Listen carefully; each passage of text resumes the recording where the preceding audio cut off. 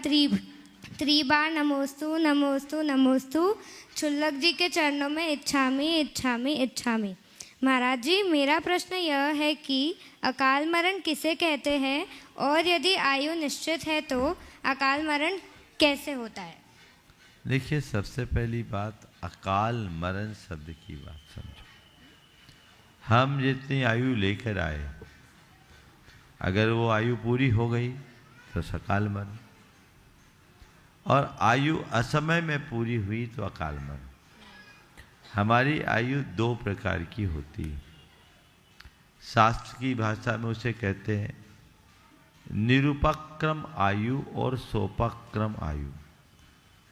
निरुपक्रम आयु यानी जितनी आयु लेकर आए उतनी आयु को यथावत भोगने वाली आयु, और सोपक्रम आयु यानी ऐसी आयु जिसको हम जितना लाए उसमें कुछ घटा दें, जिसमें कुछ व्यवधान हो, उसको बोलते हैं सोपक्रम आयु।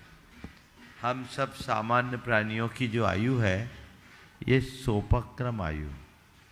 तो हम जितनी आयु लेकर आए हैं, कोई जरूरी नहीं कि हम अपनी आयु को पूरी कर करके ही जिए।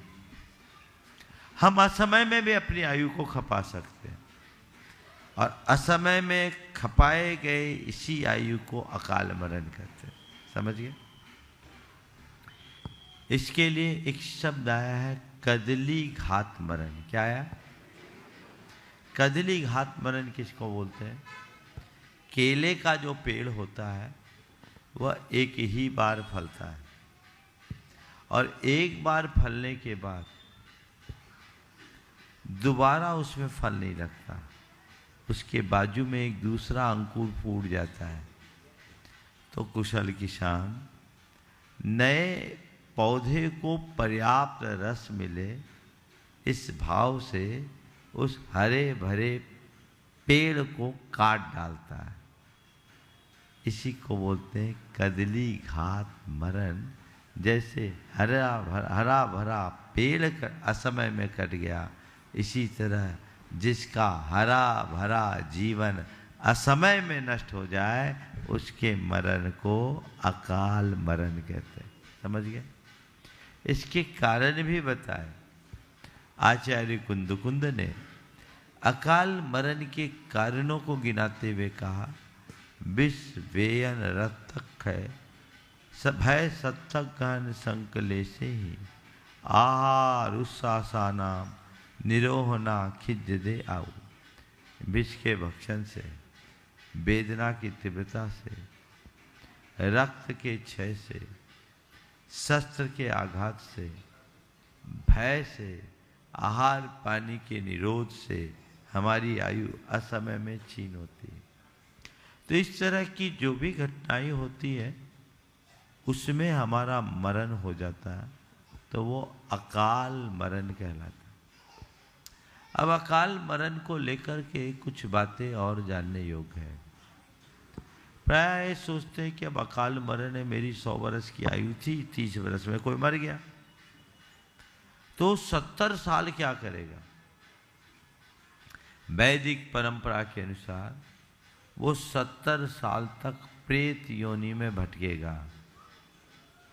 जैन धर्म कहता नहीं। जैन धर्म के अनुसार आयु के क्षय होने पर ही मरण होता है। जब तक आयु है तब तक मरण नहीं होगा। तो क्या हुआ? 100 साल की आयु वाला जीव अपनी पूरी आयु को 30 साल में ही भोग लिया। 30 साल में ही नहीं, 30 महीने में भी हो सकता, 30 महीने में नहीं, 30 दिन में भी हो सकता, 30 दिन में ही नहीं, 30 मिनट में भी हो सकता, 30 मिनट में ही नहीं, 3 मिनट में भी हो सकता, और 3 मिनट में ही नहीं, 3 सेकेंड में भी हो सकता है। असमय में कैसे? आप लोग गैस में खाना बनाती हो, 15.5 लीटर गैस होती है, इतनी होती, कम हो गई 14.5। आप लोग लाते हो, सामान्य रूप से काम करते हो, 15 दिन तो चलता होगा। लेकिन बर्नर लीक करने लगे तो जल्दी खत्म हो जाए, और टंकी बस्ट हो जाए तो तुरंत खत्म हो जाए। तो अगर हमारी आयु सिस्टम से चले तो पूरी चलेगी, सिस्टम गड़बड़ा जाए तो जल्दी खत्म होगी, और सिस्टम पूरी तरह बस्ट हो जाए तो पल में चले जाएगी। इसको बोलते हैं अकाल मरण। तो आयु के क्षय से ही मृत्यु होती है, और आयु का यह क्षय समय पर भी होता है, असमय में भी होता है। अब कोई कहे उसका अकाल में मरना ही निश्चित था, तो हम उसे अकाल मरण क्यों कहें? ऐसा हमारे शास्त्रों में नहीं लिखा। हमारे भगवंतों ने तो ये बोला कि अगर पूरी आयु लेकर आया और मरा तो अकाल मरण, और पहले मर गया तो अकाल मरण। और सुन करके आश्चर्य करोगे, धवला में ऐसा आया है सिद्धांत ग्रंथ में कि एक जीव 1 कोटि पूर्व की आयु लेकर जन्मा। कितनी आयु? इस धरती पर मनुष्यों की या पशुओं की जो सर्वाधिक आयु है उतनी आयु लेकर के जिया। अब कोटि पूर्व नहीं समझ सकोगे, समझने के लिए समझ लो 1 करोड़ वर्ष की आयु है तो बहुत वर्ष। 84 लाख वर्ष का एक पूर्वांग होता है, उसको 84 लाख से गुना करो तो एक पूर्व होता है, उसको 1 करोड़ वर्ष से गुना करो तो एक पूर्व कोटि होती, यानी 84 लाख गुणित 84 लाख गुणित 1 करोड़। इतनी आयु लेकर के जीने वाला जन्म लिया व्यक्ति जब आया था तो कितनी आयु लाया? 1 करोड़ पूर्व की। और ऐसा जीव कदली घात के द्वारा अपनी सारी आयु को एक अंतर मुहूर्त में भोग करके समाप्त कर सकता है, और अंतर मुहूर्त में भोग लिया और वापस उतनी आयु बांध करके मर गया।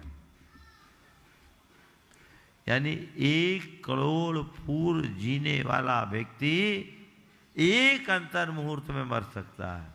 यही अकाल मरण। समझ गए? इसलिए उसको ऐसे समझ।